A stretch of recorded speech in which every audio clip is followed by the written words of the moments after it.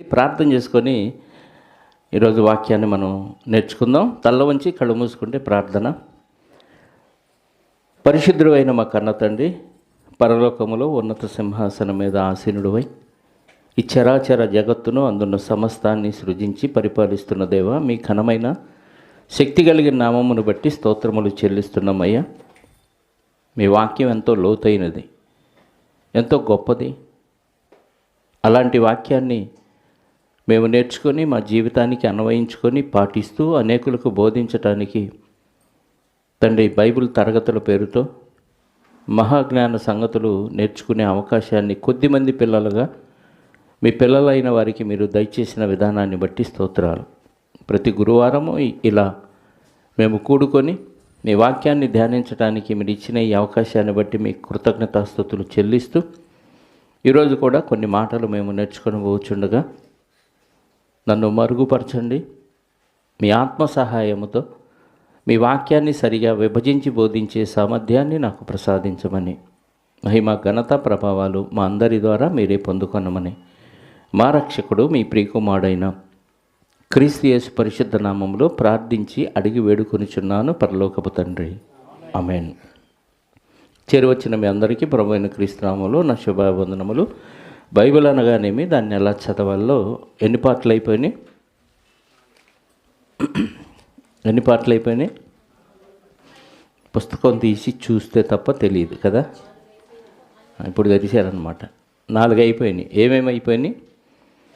Bible అనగానేమి, దానిలో number 1 పరిచయం అయిపోయింది. రెండోది బైబిల్లో పుస్తకాలకి దీపవృక్షానికి ఉన్న సంబంధం. మూడవది ప్రవచనాలు ఎన్ని, అవి ఏవి. తర్వాత యుగాలు ఎన్ని, అవి ఏవి అయిపోయినాయి. నెక్స్ట్ బైబిల్ ఎలా చదవాలి. దీనిలో ఎన్ని పాయింట్లు ఉన్నాయి? 7 పాయింట్స్. 7 పాయింట్స్లో మొదటి పాయింట్ ఏంటి? బైబిల్ చదివే వారికి ఉండవలసిన లక్షణాల్లో ఏమి కలిగి ఉండాలి? తప్పనిసరిగా పరిశుద్ధాత్మను పొందుకొని ఉండాలి. ఏమిటి? చదువు వచ్చిన వాళ్ళందరూ చదవచ్చు బైబిల్ కదా. చదువు వచ్చిన వాళ్ళందరూ, తెలుగు వచ్చిన వాళ్ళందరూ చదవచ్చు బైబిల్. అందరికీ అర్థం కావట్లేదు. కారణం ఏంటి? తెలుగు చదవటానికి అనుకూలంగా ఉంది. తెలుగు చదవటం మనకు బాగా వచ్చు. మన మాతృభాషలో ఉన్న బైబిలు చదువుతున్నా అర్థం కావట్లేదు. కారణం ఏంటి అని అడిగితే దేవుడు చక్కని సమాధానాన్ని మనకు వ్రాయించాడు. ఒకసారి కొరింథీయులకు రాసిన మొదటి పత్రిక 2వ అధ్యాయము 11వ వచనం నుండి. అందరూ బైబిల్ తీయండి. కొరింథీయులకు రాసిన 2వ పత్రిక 2వ అధ్యాయము 11వ వచనం నుండి. ఒక మనుష్యుని సంగతులు అతనిలోనున్న మనుష్యాత్మకే కానీ, ఇందాక గోపి అడిగిన ప్రశ్నకు కూడా ఇందులో ఆన్సర్ ఉంది కదా. ఒక మనుష్యుని సంగతులు అతనిలో ఉన్న మనుష్య ఆత్మకే కానీ ఎదుటున్న మనుషుల్లో ఎవ్వరికీ తెలియదు. భార్య మర్మాలు భర్తకు తెలియదు, భర్త మర్మాలు భార్యకు తెలియదు. ఎన్ని సంవత్సరాలు కలిసి కాపురం చేసిన అది విచిత్రం కదా. ఒకళ్ళ హృదయంలోని సంగతులు ఎదుటి వాళ్ళకి తెలిసిద్ది అనుకోండి, ఇంకా పోలీసులు వాళ్ళని కోటింగ్ ఇవ్వాల్సిన అవసరం లేదు. హృదయాన్ని తీసుకెళ్ళి స్కానింగ్ మిషన్లో పెట్టేసి ఆ సంగతులన్నీ బయటికి రాబట్టి జిరాక్స్ తీసి పని చేయొచ్చు. వీడు నేరస్తుడా కాదా అనేది ఈజీగా అర్థమైపోతుంది. ఇక్కడ దేవుడు ఏం చెప్తున్నాడంటే, ఒకని మనుష్యుని సంగతులు అతనిలో ఉన్న మనుష్యాత్మకే తప్ప మనుషుల్లో ఎవరికి తెలియను అంటే ఎవరికి తెలియదు అని అర్థం. మరి ఎలా? అలాగే దేవుని సంగతులు దేవుని ఆత్మకే కానీ మరి ఎవనికి తెలియను అంటే, దేవుని సంగతులు ఏ ఆత్మకు తెలుసంట? దేవుని ఆత్మ. ఇప్పుడు మనలో ఉన్న ఆత్మ ఎవరిది? దేవుందా కాదా? మరి మనకెందుకు తెలియట్లా? మనలో ఉన్న ఆత్మ దేవునిది అయినప్పుడు మనకెందుకు తెలియట్లేదంటే, మన ఆత్మ ఏమైందంటే కల్మషంతో ఉండిపోయింది. ఇందాక చెప్పాను కదా, శరీరమునకును ఆత్మకు కల్మషం ఉంది. కల్మషం ఉంటే దేవుని సంగతులు, దేవుని ఆత్మ మనలో ఉన్న మనకు తెలియట్లా. ఎందుకంటే మన ఆత్మ కల్మషంతో ఉంది. ఇప్పుడు ఆ కల్మషం పోతే మనం కూడా దేవుని ఆత్మలమే. దేవుని ఆత్మలుగా మనం ఉన్నాము అనటానికి రుజువుగానే దేవుడు పరిశుద్ధాత్మను మనకి ఇచ్చాడు. ఇందాక అడిగిన ప్రశ్నలో కూడా ఇదే ఆన్సరు కదా. ఇప్పుడు ఆ దేవుని ఆత్మకు దేవుని సంగతులన్నీ తెలుసు. దేవుని ఆత్మకు దేవుని సంగతులన్నీ తెలుసు. అదే చెప్పాడు అక్కడ. అలాగే దేవుని సంగతులు దేవుని ఆత్మకే కానీ మరి ఎవనికి తెలియవు. దేవుని వలన మనకు దయచేయబడిన వాటిని తెలుసుకొనుటకై, దేవుని వలన మనకు దయచేయబడిన వాటిని అంటే వేటిని? దేవుడు మనకి ఏం దయచేశాడు? దేవుని వలన మనకు దయచేయబడిన వాటిని తెలుసుకొనుటకై. ఈ వేటిని దయచేశాడు దేవుడు? దేవుని వలన మనకు దేవుడు దయచేసింది వాక్యం, సంగతులు తెలియజేశాడు. వాటిని తెలుసుకోవటానికి మనము లోక సంబంధమైన ఆత్మను కాక దేవుని యొద్ద నుండి వచ్చు ఆత్మను బాప్తిస్మం ద్వారా పొంది ఉన్నాము. వచ్చిందా క్లారిటీ? మనది దేవుని ఆత్మే ఎప్పుడు పుట్టినప్పుడు, కానీ పెరిగే కొద్దీ ఏమైపోయింది? ఈ ఆత్మ కల్మషం అయిపోయింది.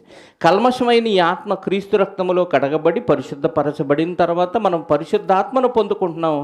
ఈ పరిశుద్ధాత్మ మనకేం చేస్తాడంటే దేవుని సంగతులన్నీ ఆయనకు తెలుసు కాబట్టి ఆయన మనకి హెల్ప్ చేస్తాడు చదివేటప్పుడు అర్థం చేయటానికి.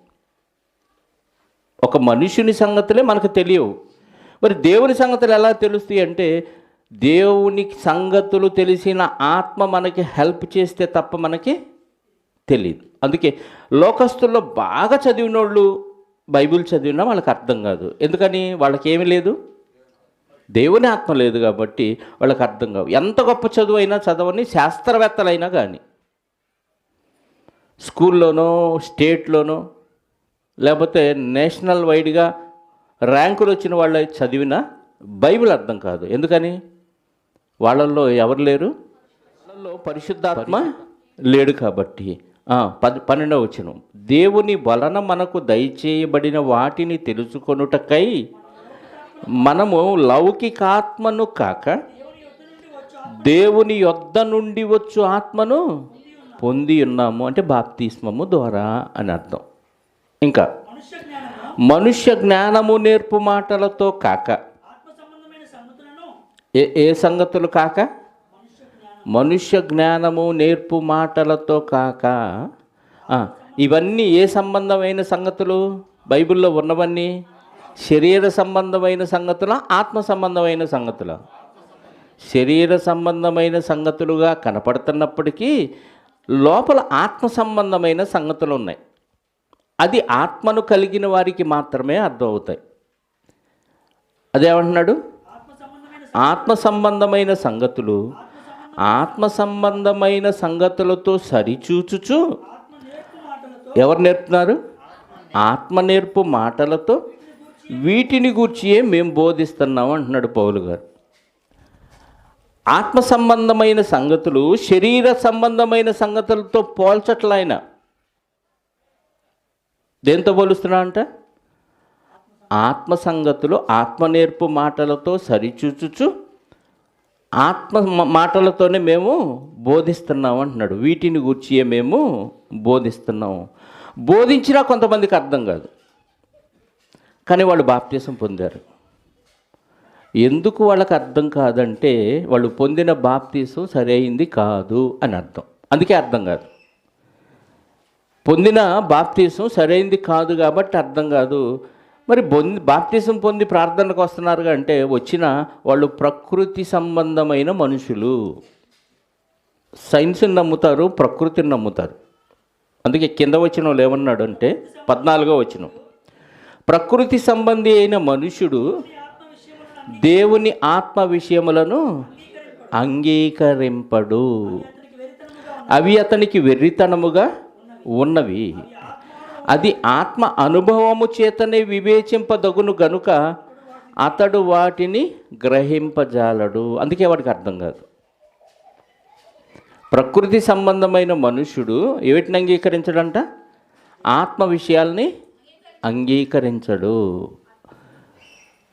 నాకు పరిశుద్ధాత్మ ఉన్నాడు అని ప్రకృతి సంబంధమైన మనుషుడికి చెప్తే, నీలో దురాత్మ ఉన్నాడు, నాలో పరిశుద్ధాత్మ ఉన్నాడు అని చెప్తే, నీ పరిశుద్ధాత్మను చూపి అంటాడు. అంగీకరిస్తాడా?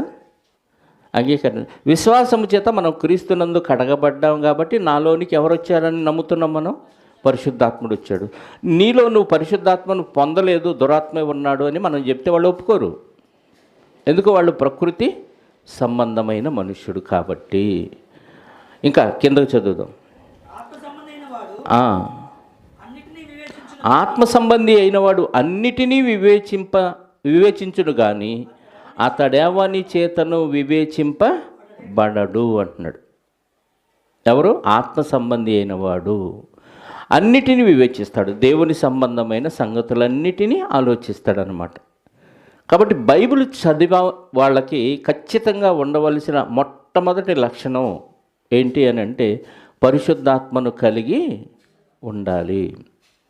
పరిశుద్ధాత్మ పొందుకొని చదవకపోతే బైబిల్ ఏమాత్రం అర్థం కాదు. నిజంగా నీకు పరిశుద్ధాత్మ ఉంటే ఖచ్చితంగా ఈ సంగతులు తెలుసుకోవాలనే తపన నీకు ఉంటుంది. లోక సంబంధమైన వాటి మీద నీకు వ్యామోహం కలుగుతుంది, వాటి మీద ప్రేమ కలుగుతుంది అంటే నీలో ఖచ్చితంగా పరిశుద్ధాత్ముడు లేడు అని చెప్పొచ్చు. ఎందుకంటే పరిశుద్ధాత్మ ఉంటే నీ ఆలోచన విధానం అంతా ఎలా ఉంటుంది? దేవుని సంగతుల మీద ఆలోచన ఉంటుంది, పరలోకం వెళ్ళాలనే ఆలోచన ఉంటుంది, పని చేయాలి, దేవుని పని చేయాలనే ఆలోచన ఉంటుంది. లోక సంబంధమైన సంపాదన మీద కానీ, లోక సంబంధమైన ఆట పాటల మీద కానీ, లోక సంబంధమైన ఆనందాల మీద అస్సలు ఉండదు. చాలామంది అంతేనండి, మారేదాకా ఒక రకంగా ఉంటారు, మారిన తర్వాత మరొక రకంగా మారిపోతారు. బైబిల్లో వాక్యానుసారంగా ఉన్నట్టే కనపడతారు, కానీ లోక సంబంధంగా ఎక్కువ ప్రాధాన్యతనిస్తూ తిరుగుతూ ఉంటారు. వీళ్ళు ఖచ్చితంగా ప్రకృతి సంబంధులు లేక శరీర సంబంధులు అని చెప్పొచ్చు. ఆత్మ సంబంధులు అయితే ఆత్మ సంగతులే వివేచిస్తూ ఆత్మ నేర్పు మాటలతో వాటిని గూర్చి పోలుస్తూ వాక్యాన్ని ఆలోచిస్తూ ఉంటారు. యేసుక్రీస్తు వారు వచ్చే కాలానికి బైబిల్లో 2020 సంవత్సరాల క్రితం యేసుక్రీస్తు వారు భూమి మీదకు వచ్చే కాలానికి దేవుడు అందరి నేత్రాలు, అందరి చెవులు మూసేశాడు. ఇశ్రాయేలీలు కూడా. ఇశ్రాయేలీలు దేవుని జనాంగం. ఆ జనాంగం యొక్క మనోనేత్రాలు కూడా, చెవులు కూడా మూసేశాడు దేవుడు. ఎందుకంటే వాళ్ళ హృదయం కొవ్విపోయింది కాబట్టి, పూర్తిగా దేవునికి వ్యతిరేకం అయిపోయారు కాబట్టి, మళ్ళీ పరిశుద్ధాత్మ వచ్చే వరకు వాళ్ళకి ఆ కనువిప్పు దేవుడు ఇవ్వలేదు. యెషయా గ్రంథం 6వ అధ్యాయంలో దీనికి సంబంధించిన మాటలు దేవుడు రాయించాడు.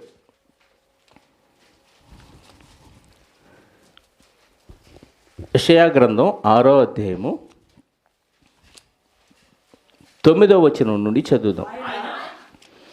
ఆయన, నీవు పోయి ఈ జనులతో ఇట్లనము, మీరు నిత్యము వినుచుందురు కానీ గ్రహింపకుందురు, నిత్యము చూచుచుందురు కానీ, అదే వింటారు కానీ మీకు గ్రహింపరాదు, చూస్తారు కానీ మీకేమీ తెలియదు, అర్థం కాదు.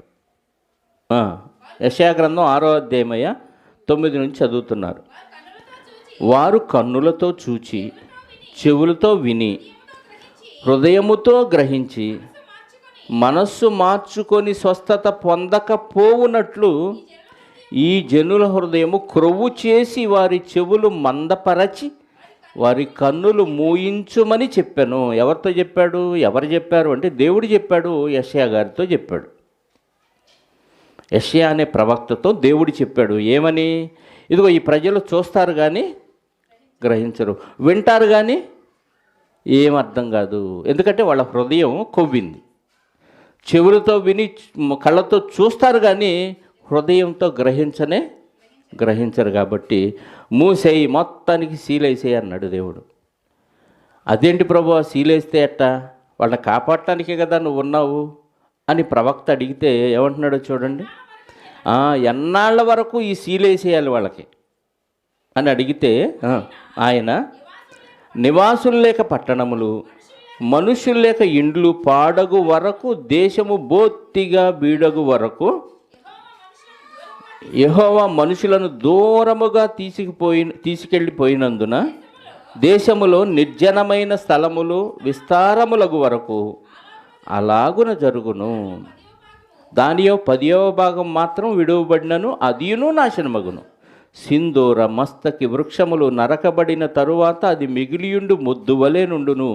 అట్టి మొద్దు నుండి పరిశుద్ధమైన చిగురు పుట్టును. అంటే పరిశుద్ధమైన చిగురు ఆ మొద్దు నుండి పుట్టే వరకు ఎవరికి ఏం అర్థం కాదు. సీలేసేయి అన్నాడు యెషయా గారితో. ఎవరా చిగురు? యేసుక్రీస్తు వారు. అంటే యేసుక్రీస్తు వారు వచ్చే వరకు ఎవ్వరికి అర్థం కాలేదు. అందుకే ఆయన్ని సిలువేసేశారు. రక్షించడానికి వచ్చిన రక్షకుడు ఈయనే అన్న విషయం తెలియదు. ఇప్పటికీ ఇశ్రాయేల్ దేశంలో పాత నిబంధన చట్టాన్ని అమలుపరుస్తున్న యూదులు ఉన్నారు. యేసుక్రీస్తుని వారు అంగీకరించరు.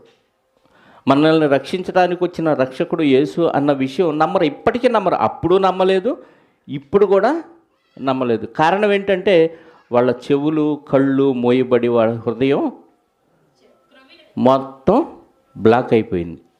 అందుకే వాళ్ళకి అర్థం కాదు. ఇప్పటికే ఉన్నారా ఎలాంటి వాళ్ళు అంటే ఇప్పటికే ఉన్నారు.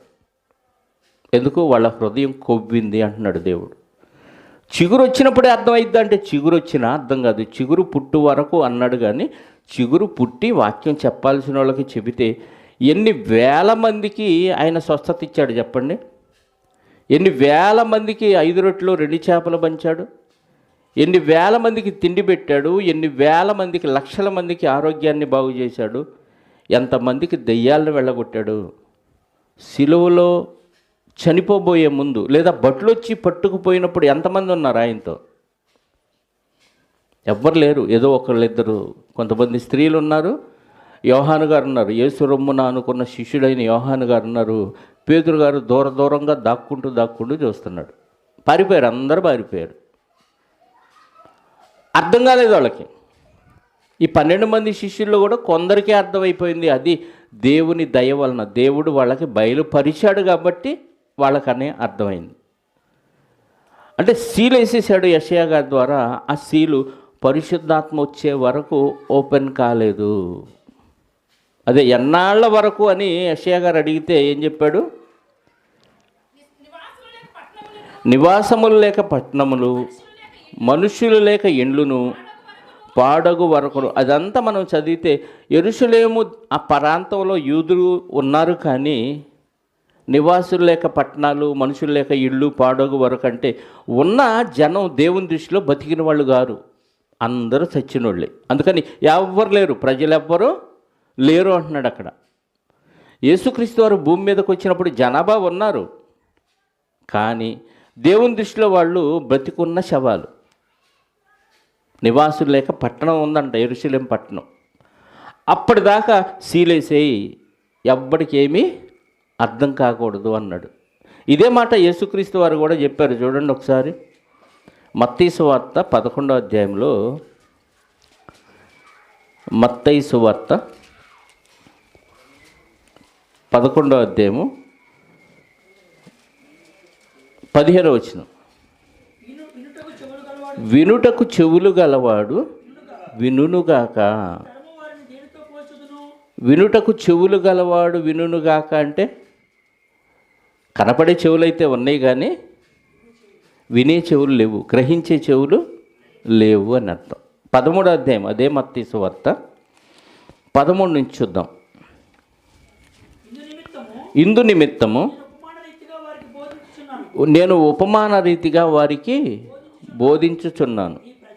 ఈ ప్రజలు కన్నులారా చూచి, చెవులారా విని, హృదయముతో గ్రహించి, మనస్సు త్రిప్పుకొని నా వలన స్వస్థత పొందకుండునట్లు వారి హృదయము కొవ్వినది, వారి చెవులు వినుటకు మందములైనవి, వారు తమ కన్నులు మూసుకొని ఉన్నారు గనుక మీరు వినుట మట్టుకు విందురు కానీ గ్రహింపనే గ్రహింపరు, చూచుట మట్టుకు చూతురు కానీ ఎంత మాత్రమును తెలిసి కొనరు అని యెషయా చెప్పిన ప్రవచనము వీరి విషయమై నెరవేరుచున్నది. అక్కడ చెప్పాడు యెషయా గారు. ఇప్పుడు దాన్ని నెరవేరుస్తూ ఉన్నారు. వీళ్ళు వింటున్నారు, చూస్తున్నారు. నేనే మీ రక్షకుడు అన్న విషయం వాళ్ళకి అర్థం కావట్లేదు. యెషయా గారు సీలేశారు. అదిగో ఆ ప్రవచనం ఇప్పుడు ఇక్కడ వీళ్ళ మధ్య నెరవేరుచూ ఉన్నది అంటున్నాడు. ఈరోజు కూడా ఉన్నారా ఇలాంటి జనాలు? ఇప్పుడు కూడా ఉన్నారు. ఎందుకని? అపవాది ఏం చేశాడు? మనోనేత్రములకు కొరింథీ 2వ పత్రిక 4వ అధ్యాయము, కొరింథీలకు రాసిన 2వ పత్రిక 4వ అధ్యాయం అనుకుంటే చూడండి.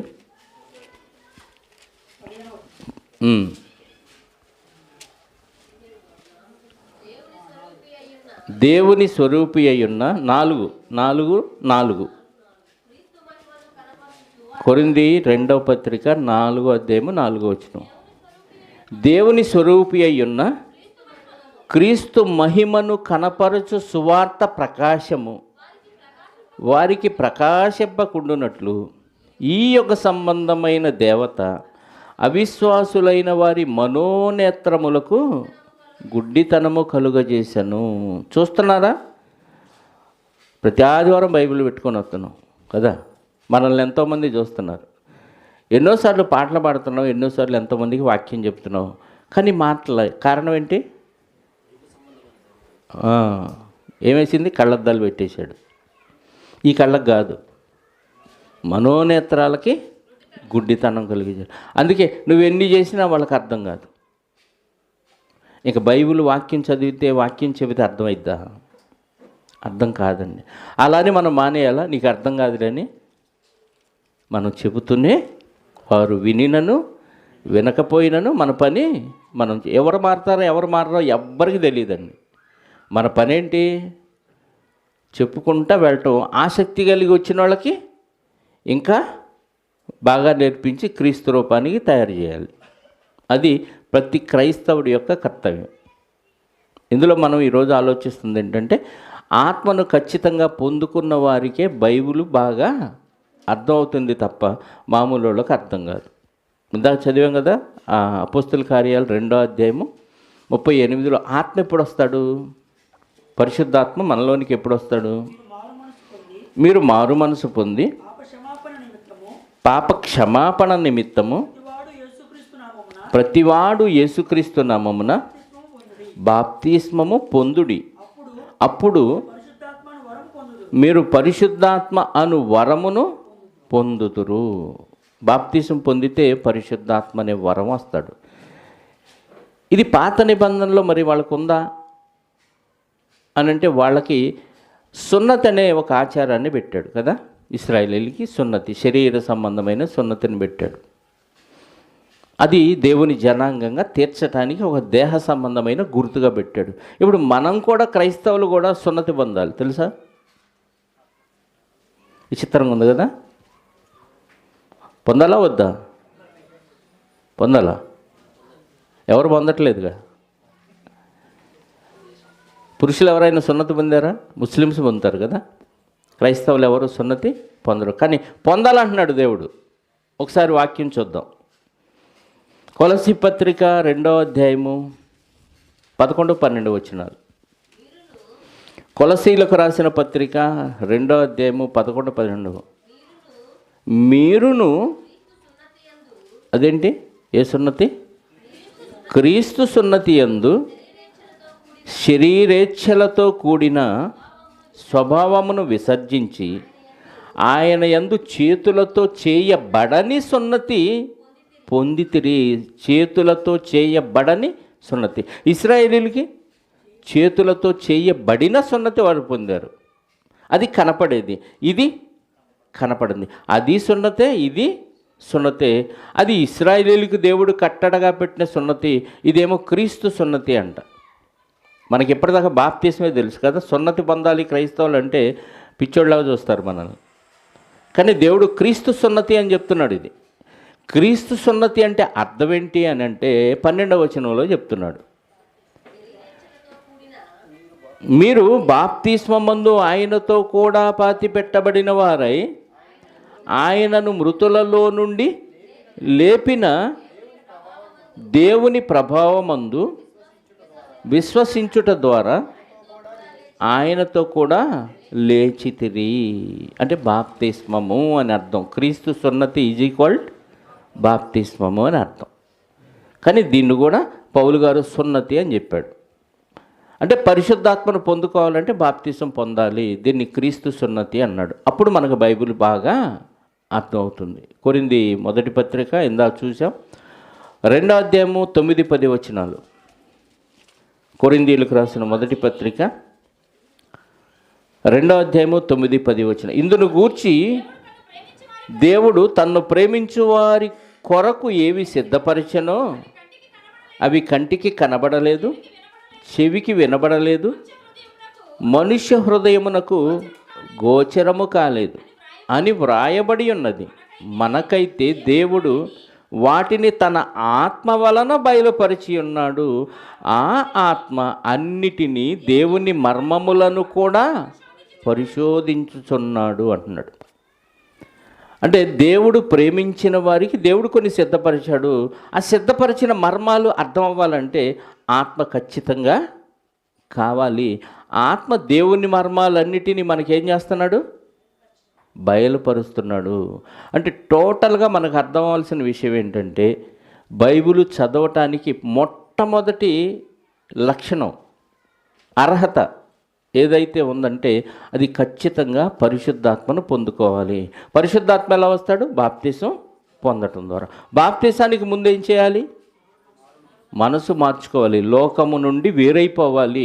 ఇంకా ఈ లోకాశలు నాకు వద్దు, నేను దేవుని కోసమే బ్రతకాలి, దేవుని కోసమే చనిపోవాలి, పరలోకం స్వతంత్రించుకోవాలి అనే ఆలోచనతోనే మనం మారు మనసు పొంది బాప్తిసం తీసుకోవాలి. మారు మనసు లేకుండా ఏదో అందరు ఇస్తున్నారు, పాస్టర్ గారు అడిగారు, చాలామంది అండి నాకు, నేను మళ్ళీ బాప్తిసం ఇచ్చిన సందర్భాలు ఉన్నాయి, ఇక్కడే జరిగినాయి చాలా కదా. మారు మనసు లేకుండా నువ్వు బాప్తిసం పొంది నీకు ఖచ్చితంగా పరిశుద్ధాత్మ రాడు. అందుకే బైబిల్ నీకు అర్థం కాదు, అందుకే నీ దగ్గర క్రియలు కనపడవు, దేవుని సంబంధమైన పనులు ఉండవు. కాబట్టి బైబిల్ చదవటానికి కావలసిన అర్హతల్లో ఖచ్చితంగా మొట్టమొదటి అర్హత పరిశుద్ధాత్మను పొందుకోవటం. నెక్స్ట్ ఇది కూడా ఆలోచిద్దామా? రెండవది, బైబిలు ఎలా వ్రాయబడిందో, అంటే ఏ క్రమములో వ్రాయబడిందో కూడా తెలియాలి. సీరియల్లు వ్రాసినట్టుగా బైబిల్ రాయబడలేదండి. మనకి 66 గ్రంథాలు ఉన్నాయి కదా. 66 గ్రంథాల్లో ప్రవక్తల గ్రంథాలు ఉన్నాయి, తెలుసా? ప్రవక్తల గ్రంథాలు అంటే ఇండెక్స్కి వెళ్ళండి, ఫస్ట్ పేజీ.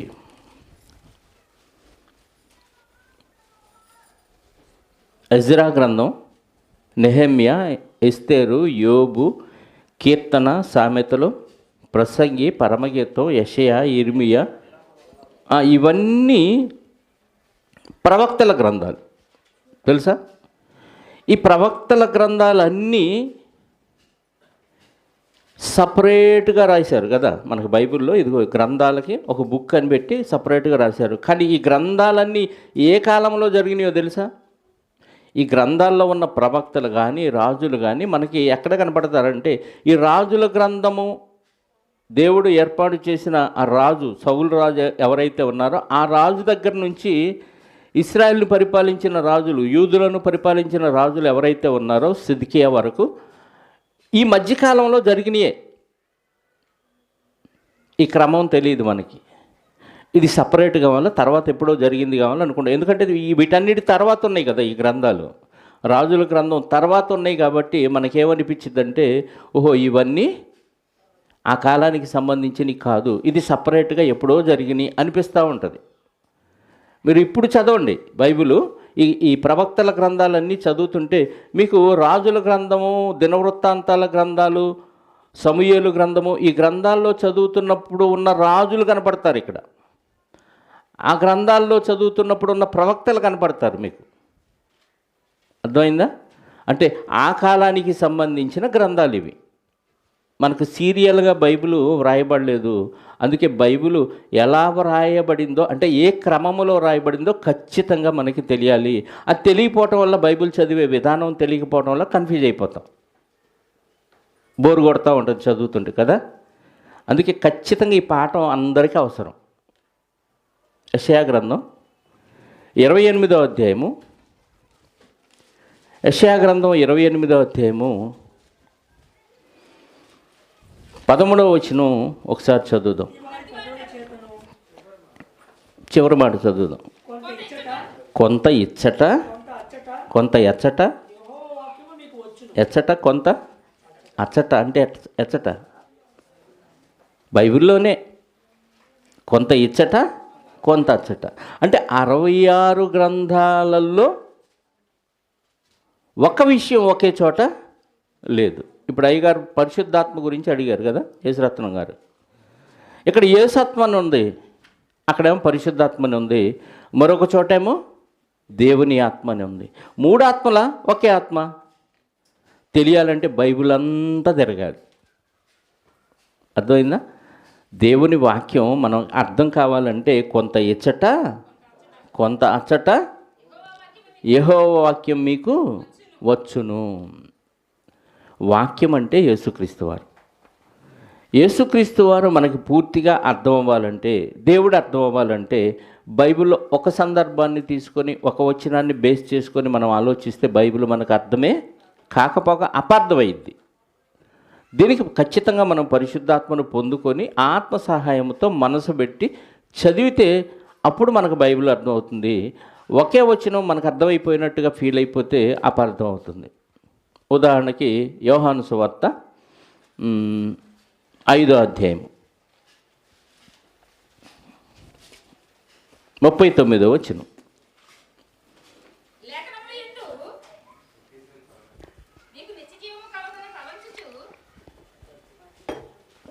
లేఖనముల యందు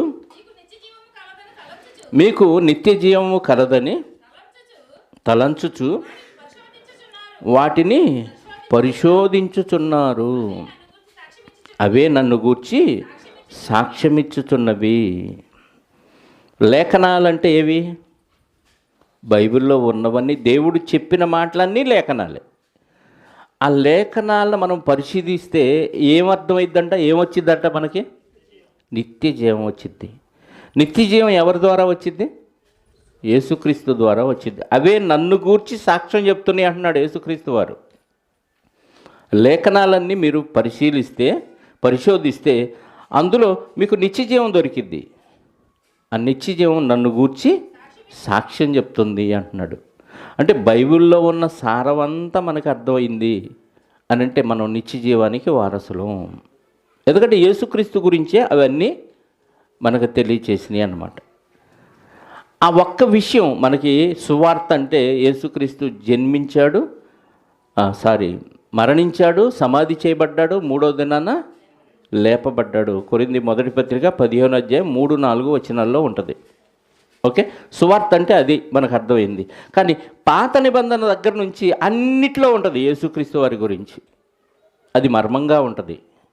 అదంతా మనకు అర్థం కావాలంటే ఖచ్చితంగా అచ్చట కొంత ఇచ్చట కొంత ఉన్న వాక్యం అంతా మనం ఒకచోట క్రోడీకరించుకొని మనం దాన్ని పరిశోధిస్తే అర్థమవుతుంది. బంగారం పని చేసేవాళ్ళు ఉన్నారు మన దగ్గర కదా. బంగారం ఎలా వచ్చింది చేతికి? అసలు భూమిలో బంగారం ఎలా ఉంటుంది? మట్టిలో మట్టిని బంగారాన్ని గనుల్లోకి వెళ్ళి తవ్వి తీస్తారు. తీసిన ఆ బంగారం ఏం చేస్తారు? తీసినప్పుడు ఎలా ఉంటుంది? బంగారం అంటే ఎవరు నమ్మరు. ఇది మెడలో వేసుకున్నాం అనుకో, తీసినప్పుడు నాకొద్దు అంటారు కదా. మట్టిలాగా ఉంటుంది. దాన్ని తీసి శుద్ధి చేస్తారు కదా. శుద్ధి చేసిన బంగారాన్ని మళ్ళీ ఏం చేస్తారు? అగ్నిలో కాలుస్తారు, ఇంకా శుద్ధి అయిపోద్ది. దానిలో ఉన్న మస్టు ఇంకేమన్నా ఉంటే మొత్తం దాన్ని విడగొట్టేసి బంగారంగా మలిచి దాన్ని మళ్ళీ గట్టిగా వస్తువు తయారు చేసుకోవటానికి మళ్ళీ కాపర్ కలుపుతారు కదా. దానిలో ఏదో క్యారెట్లో బీట్రూట్లో ఉంటాయి బంగారంలో, అదే కదా 24, 22.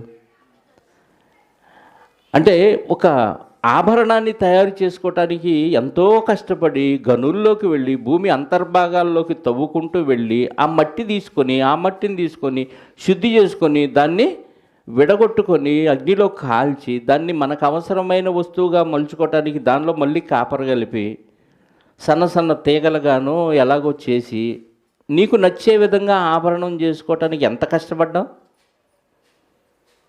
మరి బైబిల్లో వచనాలు కూడా అచ్చట కొంత ఇచ్చట కొంత ఉన్న వాక్యాన్ని అంతా మనం చదివి అర్థం చేసుకొని ఒక వాక్యంగా లేదా ఒక విషయంగా మనం బయటకు తీయాలి. అలా తీయాలంటే బైబిల్ అంతా ఒక్కసారి చదివితే వచ్చిద్దా? ఒక్కసారి చదివితే రాదండి. రోజు చదవాలి.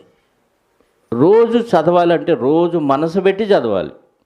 అలా చదవకుండా అమ్మయ్య ఈరోజుకి ఒక అధ్యాయం అయిపోయింది దేవా స్తోత్రం అనుకుంటే మనకు బైబిల్ ఏమర్థం కాదు. చదివామని తృప్తి ఉంటుంది.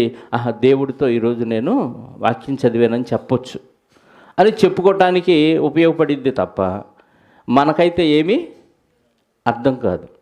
మీకు ఎగ్జాంపుల్ చెప్తాను. బైబిలు ఎలా చదివితే మనకి అర్థమైద్ది అని అంటే, అచ్చట కొంత ఇచ్చట కొంత అన్నారు కాబట్టి కొంతమంది మహానుభావులు బోధకులే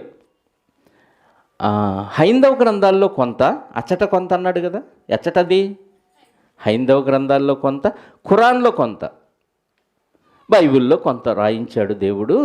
కాబట్టి వాక్యము అచ్చట కొంత ఇచ్చట కొంత మీకు దొరుకును అనగానే ఆ గ్రంథాలు పట్టుకొస్తారు, ఈ గ్రంథాలు పట్టుకొస్తారు, మొత్తం కలిపి మిక్స్డ్ ఫ్రూట్ జామ్ చేసేస్తారు. ఇది పరిశుద్ధ గ్రంథం అంటున్నామా బైబిల్ని? మరి అచ్చట కూడా వాక్యం గురించి ఉంటే, వాక్యం అంటే నిత్యజీవం, నిత్యజీవం అంటే యేసుక్రీస్తు వారు, అక్కడ కూడా యేసుక్రీస్తు వారు గురించి ఉంటే ఆ గ్రంథాల్లో కూడా, మరి అది పరిశుద్ధ గ్రంథమేనా? ఒప్పుకుందామా? అది పరిశుద్ధ గ్రంథం అయితే దానిలో కూడా ఫాలో అవ్వాలి కదా మనం. అవ్వాలా వద్దా? లేదండి కొన్నే తీసుకుంటాను నేను అంటావా? అచ్చట కొంత ఇచ్చట కొంత అంటే 66 పుస్తకాల్లోనే తిరగాలి తప్ప ఈ పుస్తకం దాటి బయటికి వెళ్ళకూడదు. బయటికి వెళ్తే నువ్వు వెలుపట చీకట్లోకి వెళ్ళిపోవటమే, అందులో డౌట్ లేదు. అచ్చట కొంత ఇచ్చట కొంత అంటే ఇందులోనే. అందుకే పేతురు గారు ఒక మాట రాయించాడు. పేతురు గారి ద్వారా దేవుడు మొదటి పత్రిక 4వ అధ్యాయము, పేతురు గారు రాసిన మొదటి పత్రిక 4వ అధ్యాయం 15వ వచనం చూడండి. 4:15 మీలో ఎవడును నరహంతకుడుగా కానీ, దొంగగా కానీ, దుర్మార్గుడుగా కానీ,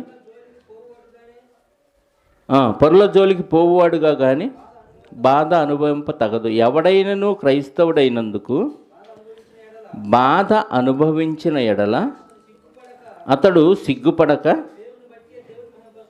దేవునిని బట్టియే, ఆ పేరును బట్టియే దేవుని మహిమపరచవలను.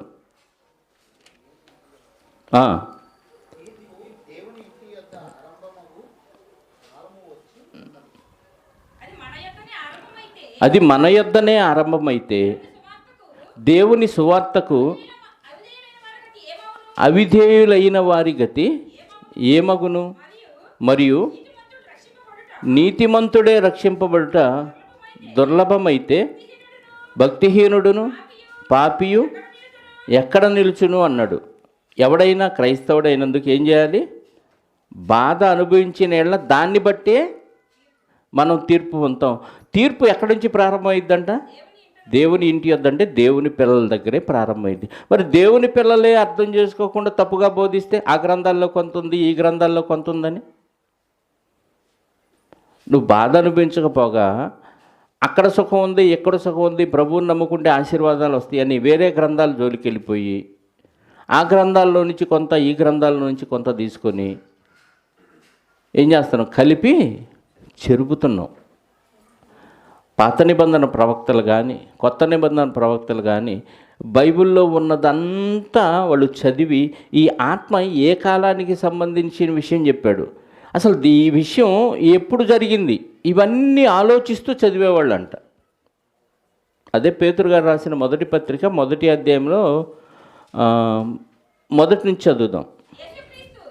యేసుక్రీస్తు అపోస్తులుడైన పేతురు తండ్రి అయిన దేవుని భవిష్యత్తు 10 నుంచి చదువుదాం. మీకు కలుగు ఆ కృపను గూర్చి, మీకు కలుగు ఆ కృపను గూర్చి ప్రవచించిన ప్రవక్తలు ఈ రక్షణను గూర్చి, అంటే యేసుక్రీస్తు ద్వారా ఇచ్చిన రక్షణను గూర్చి ప్రవక్తలు ఏం చేశారంట? పరిశీలించుచు తమ యందున్న క్రీస్తు ఆత్మ క్రీస్తు విషయమైన శ్రమలను గూర్చి, లోపల ఉన్నది ఎవరి ఆత్మ అంట? క్రీస్తాత్మ. తమ యందున్న క్రీస్తాత్మ. ఇంతకు పరిశుద్ధాత్మ క్రీస్తాత్మ. మన తమ యందున్న క్రీస్తాత్మ అంటున్నారు వాళ్ళు.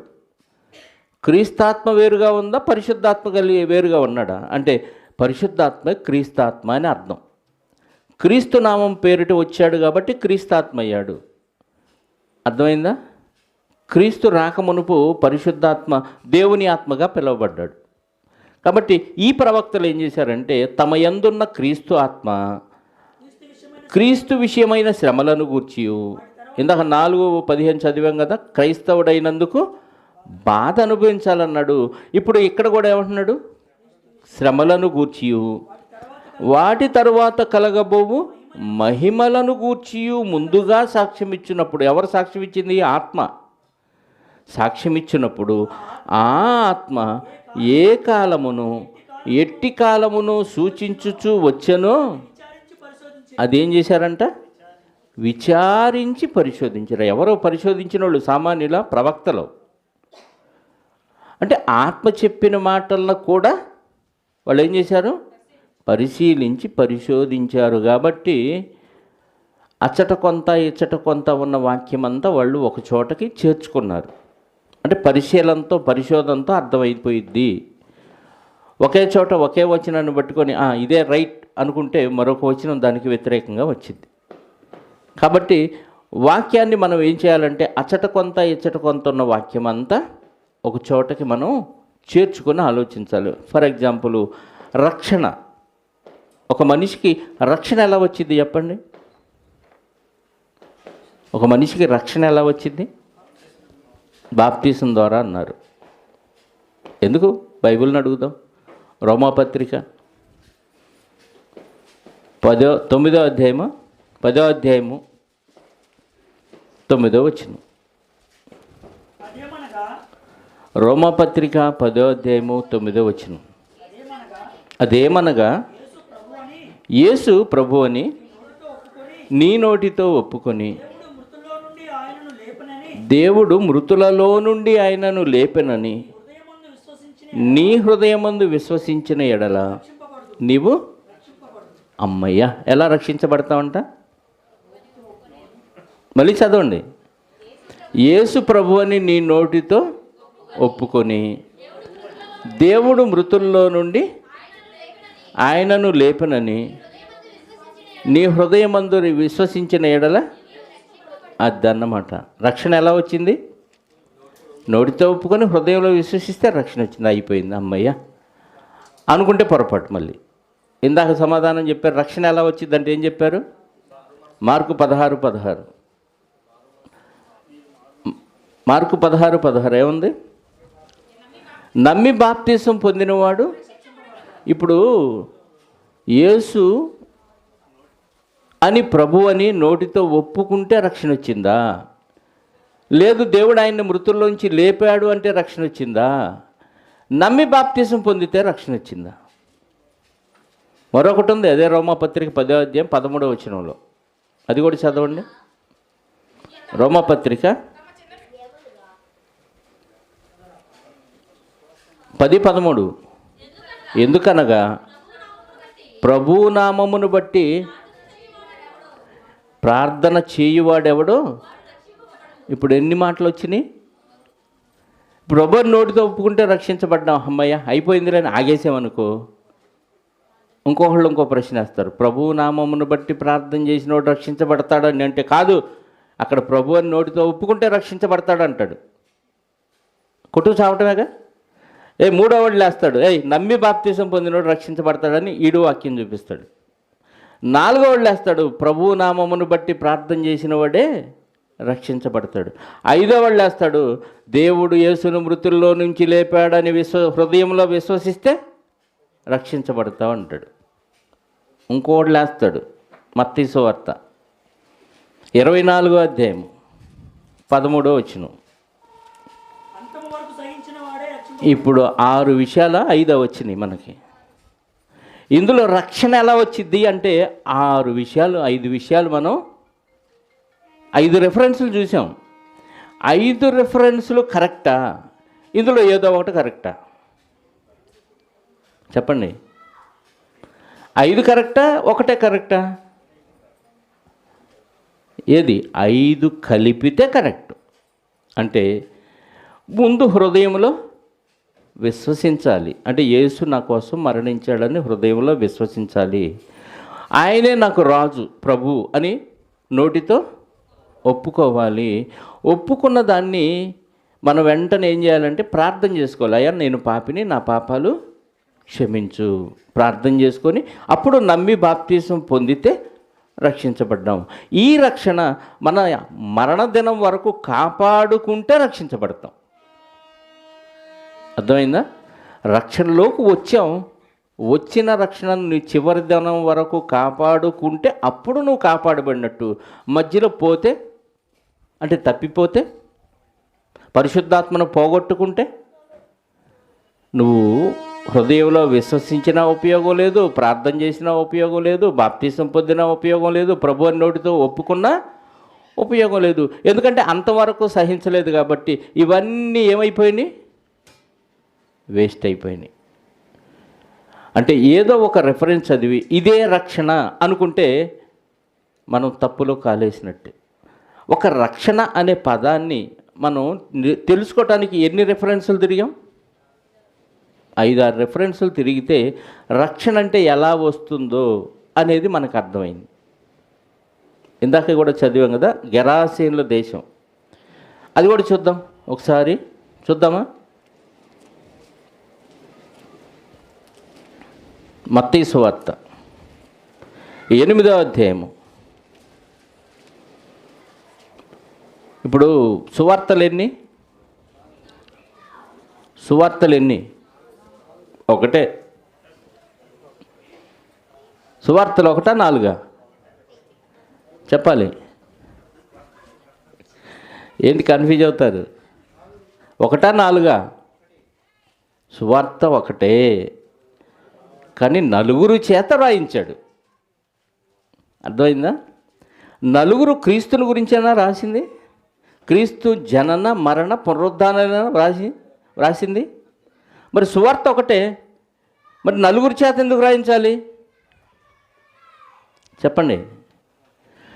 4 చేత ఎందుకు రాయించాడంటే ఒకరి చేత రాయించింది మరొకరి చేత రాయించాల. ఒకటి రాయించినా కొంచెం డిఫరెంట్గా రాయించాడు. అంటే మొత్తం విషయం అంతా మనకు అర్థం కావటానికి ఒకే ప్రవక్త ద్వారా వ్రాయించకుండా దేవుడు 4 చేత రాయించాడు. 4 సువార్తలు కాదు, ఒకే సువార్త 4 ద్వారా వ్రాయించాడు. ఈ 4 రాసింది ఒకే సువార్త, కానీ ఒకరి ద్వారా తెలియచేసిన విషయం మరొకరి ద్వారా తెలియచేయలేదు. ఇంకొంత ఇన్ఫర్మేషన్ మరొకరి ద్వారా మనకు తెలియచేశాడు. ఎగ్జాంపుల్ ఇప్పుడే చదువుదాం. మత్తయి సువార్త 8వ అధ్యాయము. ఎన్నో వచనం? 28వ వచనం. ఆయన అద్దరినున్న గదరేనీయుల దేశము చేరగా దయ్యములు పట్టిన 2 మనుషులు సమాధులలో నుండి బయలుదేరి ఆయనకు ఎదురుగా వచ్చిరి. చాలమ్మా, ఒక్క నిమిషం. ఇప్పుడు మార్కు సువార్తకు వెళదాం. 5వ వచనం, 5వ అధ్యాయము. మత్తయి సువార్త అయిపోయిందా? ఇప్పుడు మార్కుకి వెళ్దాం. కొంచెం ఒక్క నిమిషం ఆగి చదవండి అమ్మా, వాళ్ళు ఇంకా తీయలేదు. మార్కు సువార్త 5వ అధ్యాయము 1వ వచనం. ఇప్పుడు వారు సముద్రమునకు అద్దరిన ఉన్న ఇదే దేశం, అక్కడే దేశం అన్నాడు. వేరు దేశాలు కదా. ఇప్పుడు అక్కడేమో గదరేనీయుల దేశం అన్నాడు మత్తయి సువార్తలో. మార్కులు ఏమన్నాడు? గెరాసేనుల దేశం. అంటే ఆ స్టోరీ వేరు, ఈ స్టోరీ వేరు అన్నట్టుగా ఉంది కదా. అది కూడా అద్దరినున్నని ఉందిగా అక్కడ మత్తయి సువార్తలో. సముద్రం మీద తుఫాను వచ్చింది, అద్దరినున్న గదరేనీయుల దేశము.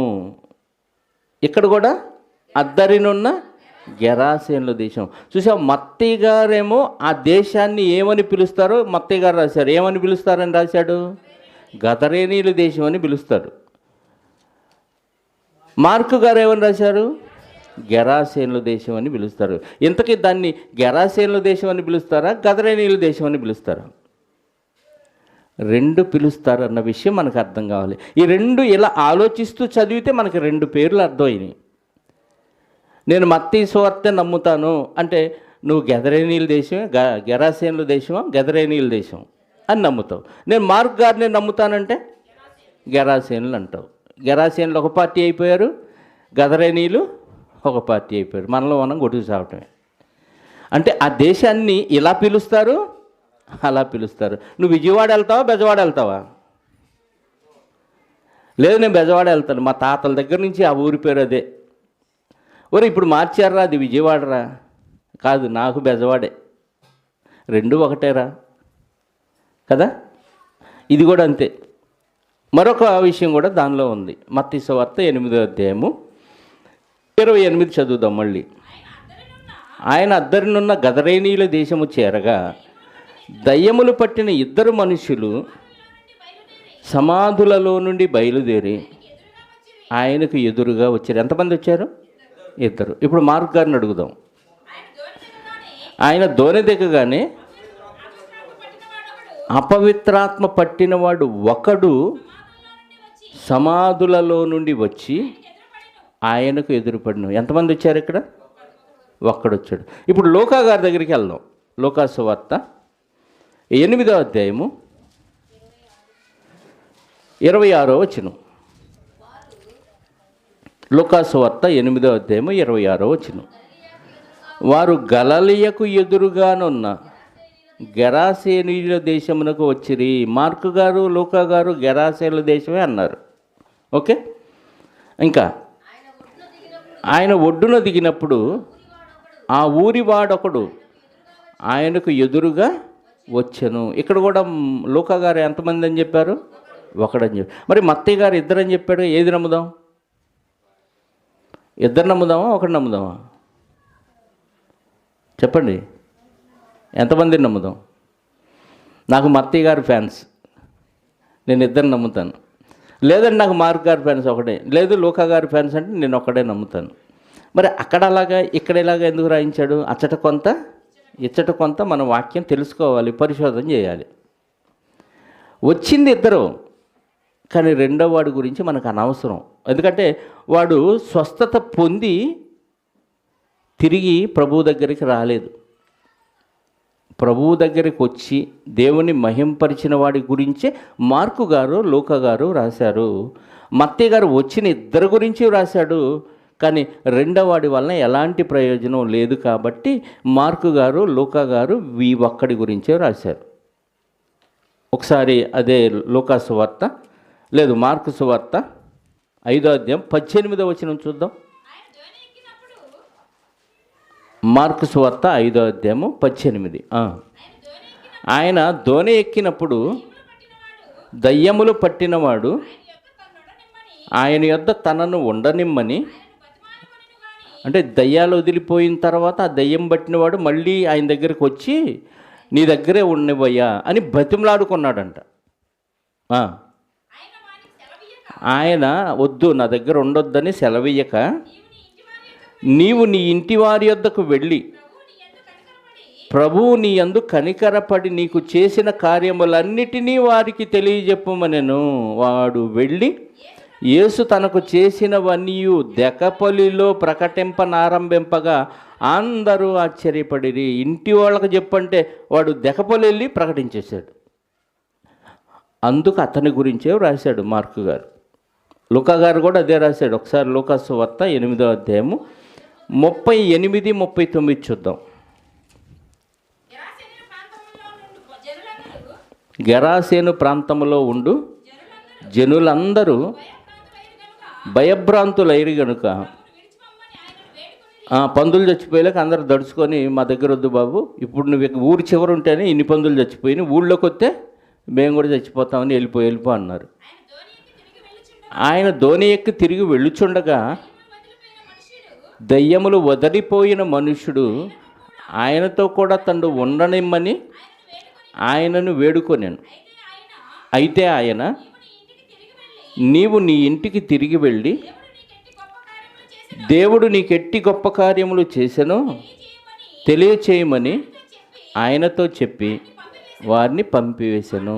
వాడు వెళ్ళి యేసు తనకెట్టి గొప్ప కార్యములు చేసెనో ఆ పట్టణమందంతయు ప్రకటించను.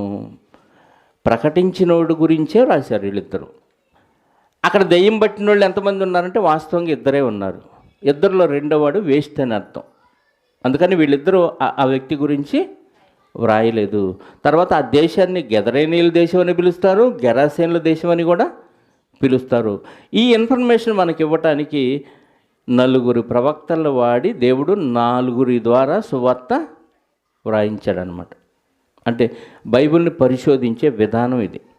అచ్చట కొంత ఇచ్చట కొంత యెహోవా వాక్యం మీకు ఇలాంటివి మీరు చదువుతున్నప్పుడు చాలా వస్తాయి మీకు. అక్కడ అలా అన్నాడు, ఇక్కడ ఇలా అన్నాడు, ఎందుకండి అనే ఆలోచన మనకు వస్తూ ఉంటుంది కదా. కాబట్టి బైబిల్ని ఈ విధంగా చదవాలి. పరిశుద్ధాత్మను పొందుకొని ఉండాలి, నంబర్ 1. 2, అచ్చట కొంత ఇచ్చట కొంత ఉంది అన్న విషయం మనం ఎరగాలి. అంటే చదివే విధానం, ఏ విధానంలో దేవుడు బైబిల్ రాయించాడు అన్న విషయాన్ని కూడా మనం ఎరిగి చదివితే బైబిల్ అప్పుడు మనకు అర్థమైంది. మిగతా విషయాలు దేవుని చిత్తం అయితే మరొక వారం మాట్లాడుకుందాం. ప్రార్థన చేసుకుందాం. పరిశుద్ధుడు అయిన మా కన్న తండ్రి, మహోన్నతుడా, స్తుతులకు పాత్రుడా, సర్వసృష్టికి ఆధారభూతుడా, మీ మాటలు మేము నేర్చుకోవటానికి మీరు చేస్తున్న ఆత్మ సహాయాన్ని బట్టి స్తోత్రాలు. మీ దగ్గర తల వంచి మీకు లోబడి మీ ఆత్మ సహాయంతో వాటిని పరిశీలించినప్పుడు ఖచ్చితంగా మీ విషయాలన్నీ మాకు అర్థమవుతాయి నాయన. కారణం మీ సంగతులన్నీ మీ ఆత్మకే తెలుసు అన్న విషయం మాకు వాక్యం ద్వారా తెలియచేశారు. అందును బట్టి మీకు స్తోత్రాలు. ఇదిగో తండ్రి, ఈరోజు బైబిల్ని చదివే విధానాన్ని నేర్చుకున్నాం. అందులో మేము ఈరోజు నుంచి ఆ విధానంలో బైబిల్ని చదువుతూ బైబిల్లో ఉన్న ఒక్క విషయాన్ని అనేక గ్రంథాల్లో మీరు లిఖించారు అన్న విషయాన్ని మేము ఎరిగి అచ్చట కొంత ఇచ్చట కొంత ఉన్న విషయాన్ని ఒకే చోట చేర్చి దాన్ని ఆలోచించే విధంగా మీ సహాయాన్ని కోరుకుంటున్నాం. ఇక నుండి మీ పిల్లలు అదే విధానంలో చదివి చక్కగా మీ మనసును అర్థం చేసుకునే ధన్యతను వారికి ప్రసాదించమని కోరుకుంటూ, ఇదిగో తండ్రి, ఈ సందర్భంలో వచ్చిన ప్రతి ఒక్కరిని జ్ఞాపకం చేసుకోండి. అల్పాహారాన్ని మాకు అందించిన కుటుంబానికి రావాల్సిన మెండైన దీవెన అనుగ్రహించండి. అలాగే నీ బిడ్డలు తిరిగి వెళ్ళుచుండగా వారి గృహాలకు సురక్షితంగా చేర్చండి. మీ చిత్తమైతే మీ కుమారుని రాకడ ఆలస్యమైతే మరొకసారి కలుసుకునే ధన్యతను మాకు ప్రసాదించమని మా రక్షకుడు మీ ప్రియకుమారుడైన క్రీస్తు యేసు పరిశుద్ధ నామములో ప్రార్థించి అడిగి వేడుకొనుచున్నాను పరలోకపు తండ్రి. ఆమేన్. మన అందరి కనతండ్రి అయిన దేవుని ప్రేమ, ఆయన ప్రియకుమారుడైన యేసుక్రీస్తు వారి కృప, పరిశుద్ధాత్మ యొక్క అన్యోన్య సహవాసము ఇప్పుడు ఎల్లప్పుడూ సకల పరిశుద్ధులకు సదాకాలము తోడై ఉండి నడిపించునుగాక. ఆమేన్.